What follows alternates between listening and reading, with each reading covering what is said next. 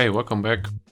Today I want to tackle an issue that I've been wanting to deal with ever since I built this belt grinder, and that is to do something about all the sparks and dust it creates. This type of grinder is great for its versatility, but one of their downsides is they shoot dust and sparks and particles all over the place, and I want to try to at least reduce the amount of mess that I have to clean up after using it. And I also want to make it a bit safer by stopping all the sparks from flying straight at the operator. But speaking of dust, before we get into it, I have one other quick improvement I want to show you. There's a few things that weren't really finished properly in the original build, and one of them is this kind of rushed installation of the VFD. I want to protect the VFD from grinding dust because it's going to sit closer to the machine from now on, and also provide a way to disconnect it from the grinder. So in order to do a proper installation this time, I got this electrical cabinet here that I'm going to install everything into. As you can see, the VFD has already collected a bunch of dust behind it, even though it wasn't installed that close to the machine before, and over time this has a tendency to kill these units.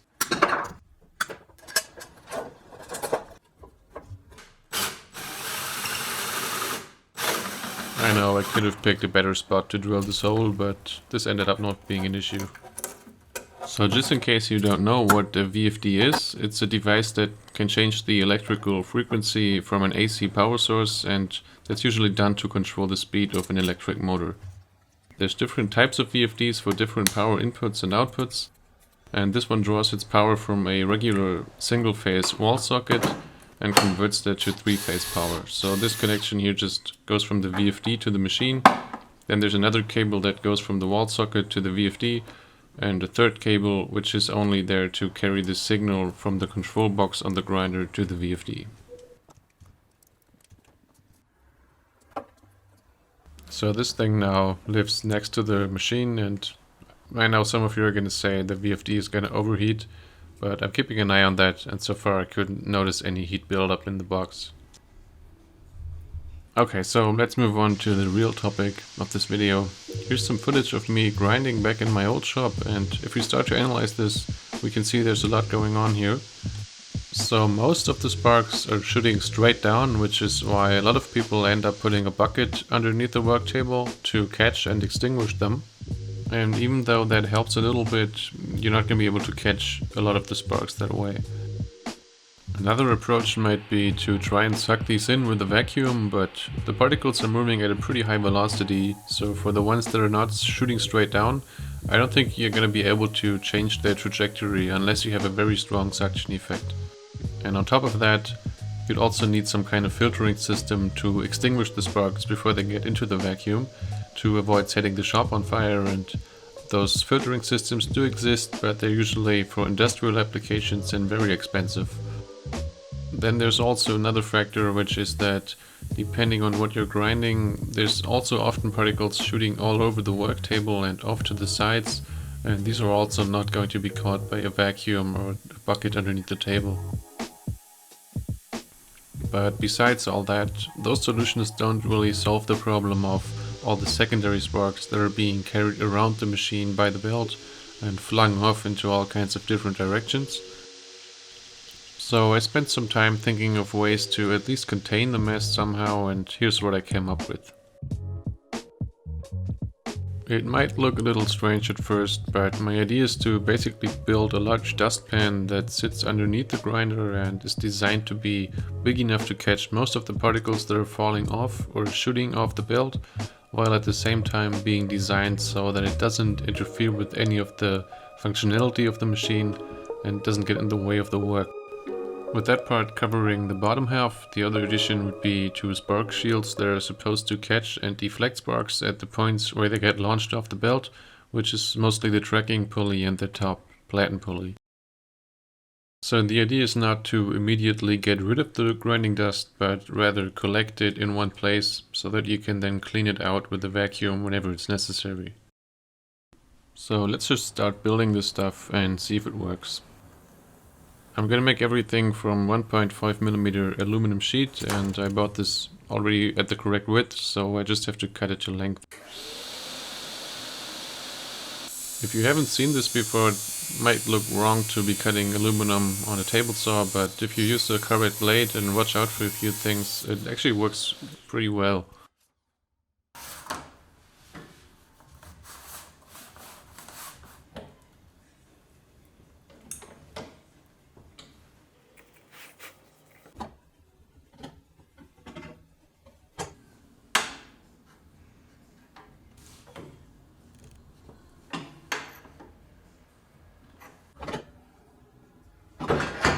Now that I got the bends in there, I can transfer the outside shape to the side panels and start shaping those. But to make my life a little easier, I'm using super glue to glue two pieces together, so I can cut them at the same time and then split them apart at the end, and that saves me a bunch of work and makes sure they end up identical.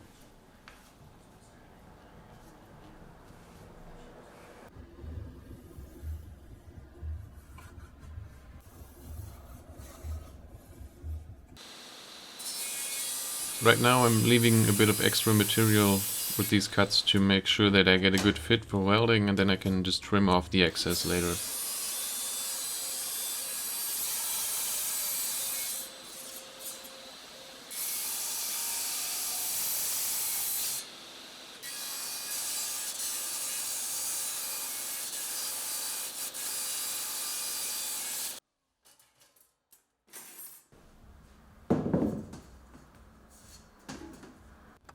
So I can't cut the inside shape on the table saw, but we're still not done misappropriating woodworking tools, because for the rest of the cuts I'm gonna use my track saw. This is just a sacrificial piece of insulation foam that I use as a backing material for track saw cuts. But before that I'm gonna drill some holes that are gonna give me round corners later on.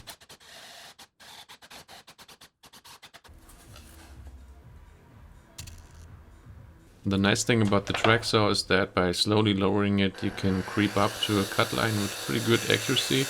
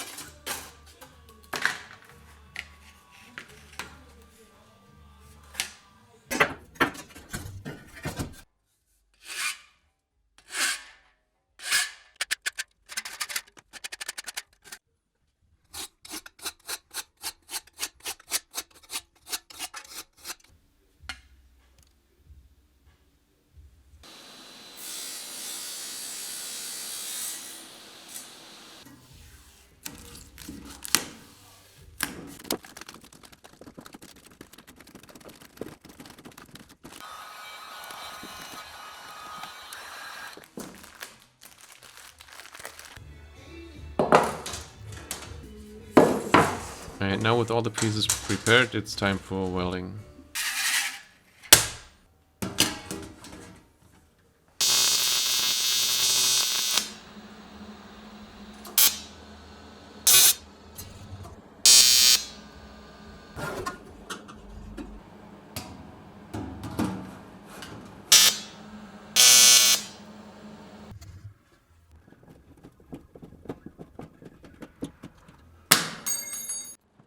The annoying thing about welding thin sheet metal like this is it warps around like crazy and tends to bend away from the weld area, so it's a good idea to put down lots of tack welds first while keeping it clamped together somehow.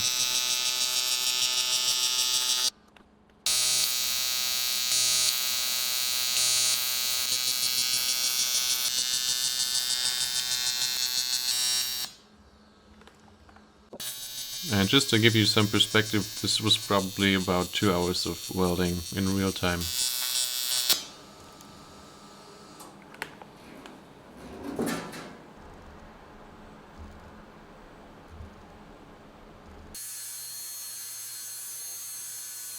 Well, you know what they say about grinding and paint. I'm not really trying to hide anything though, but this thing is gonna end up looking a lot cleaner with these welds ground flush.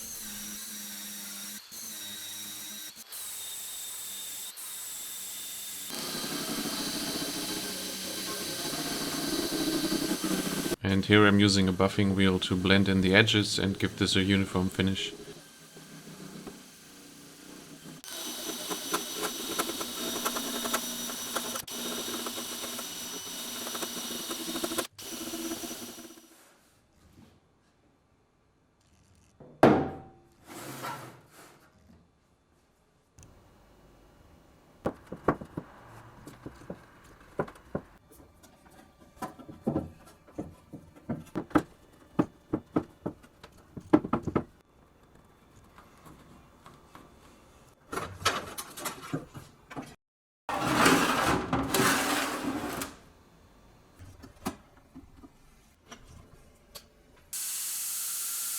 I'm giving it a first try here, and so far it's looking pretty promising. There's no dust ending up on the ground now and very little outside of the dustpan, so that's a good sign. But it turned out that this was the easy part, so now let's deal with the top half of the problem. To install the new spark shields, I need to drill and tap some additional holes, so the platen assembly and the tracking pulley are coming off.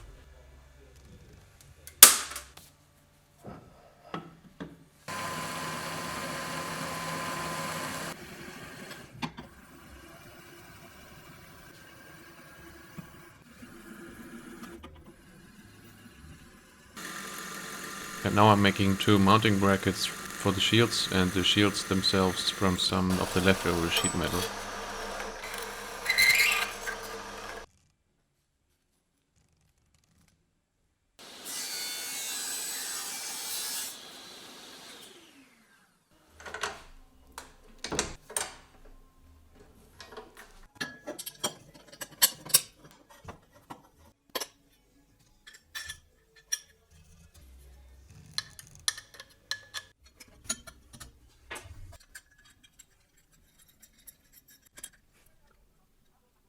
I also made one that covers the pulley on the bottom just to see if that's helpful, but this mostly comes into play in horizontal mode. So building these wasn't too complicated, but since there's 10 minutes of video left, you can probably guess the solution ended up falling a little short of my expectations.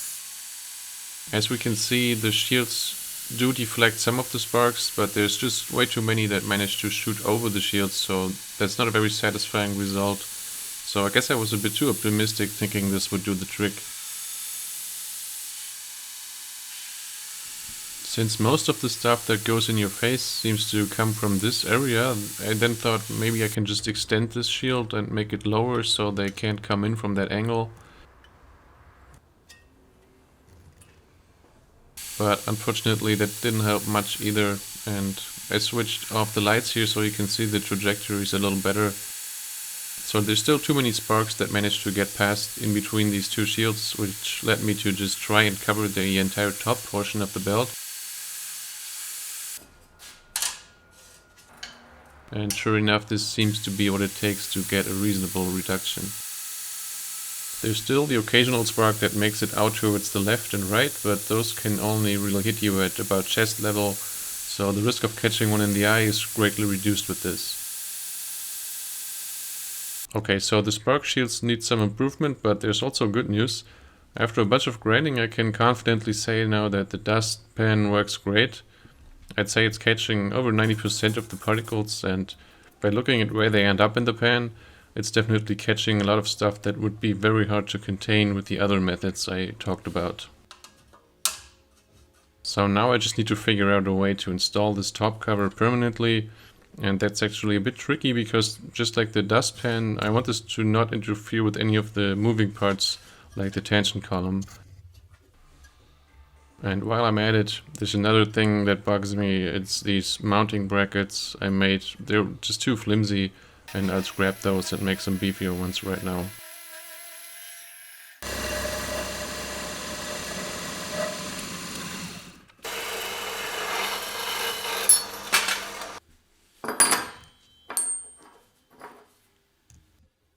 While I was at it, I also machined some thumb screws so the shield can be adjusted or removed without additional tools.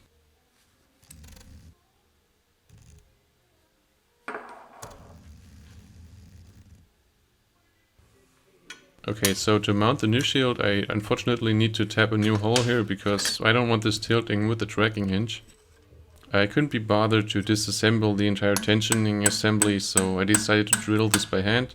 And just in case you're assuming I know what I'm doing, I'm gonna do something really dumb in about a second. And it was about at this point that I realized I had just messed up big time. I should have checked the clearance for this hole first, because I managed to drill halfway into that axle. But that's just the kind of stuff that happens when you don't plan things beforehand. But after a lot of cursing, I decided, now that I have the hole, I might as well just go with it and just cut the thread in there regardless, since there's not really another option where I can put this anyway. So that means half of that axle is now part of this thread, which technically isn't really an issue, but if anyone besides me ever has to take this machine apart, they're going to be seriously confused when they get to this part. Now I'm just gonna quickly machine a few more parts that will make up a sort of guide for the shield to sit in.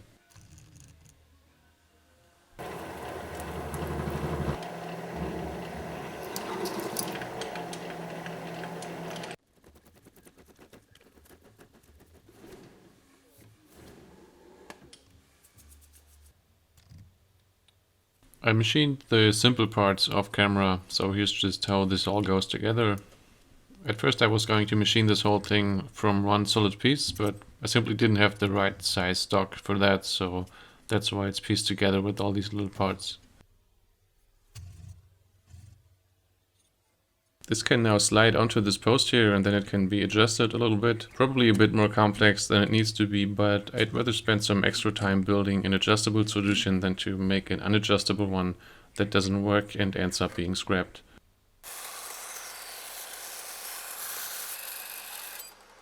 Now I'm modifying the front shield a little bit, and then it gets extended towards the back with a hinge, so that it can move up and down when the belt is tensioned.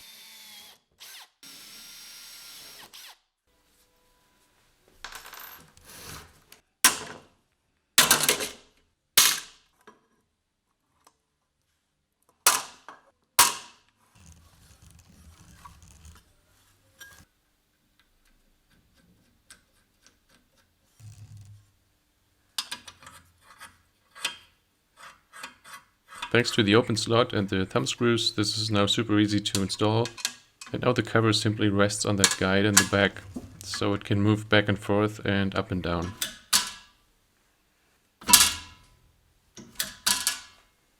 But since I had gotten to this point, I figured I might as well just go all the way and extend this to cover the rear part of the belt as well. So I'm tapping another hole, this time hopefully without damaging any other components. And then this gets fitted with the exact same assembly you saw on top. There's only two things left to do now. First I'm installing the second extension with another set of hinges.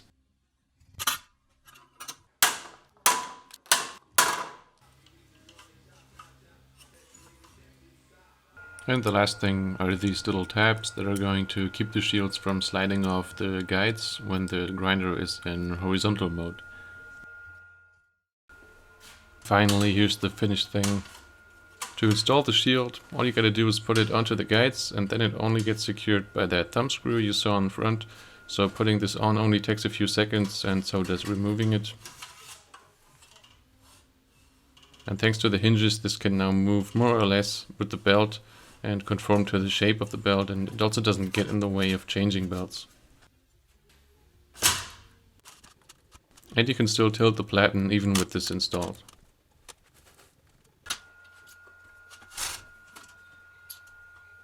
Now let's take a look at how this solution actually performs.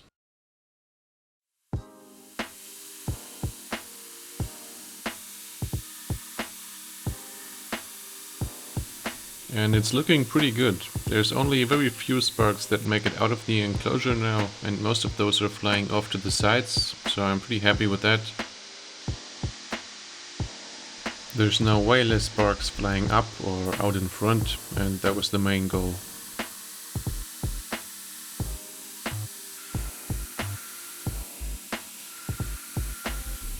You especially notice the difference when standing in front of the machine.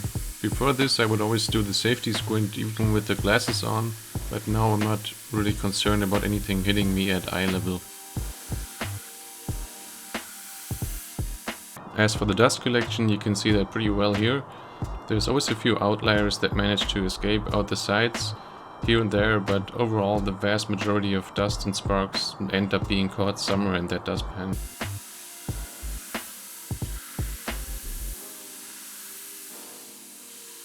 You'll notice I was using that bottom shield the entire time. This thing doesn't really make a lot of sense to use in vertical mode, since it simply deflects the sparks downwards towards the back. But it also doesn't really seem to hurt much, so I mostly just leave that on. You can see a side-by-side comparison here of how that deflects the stream.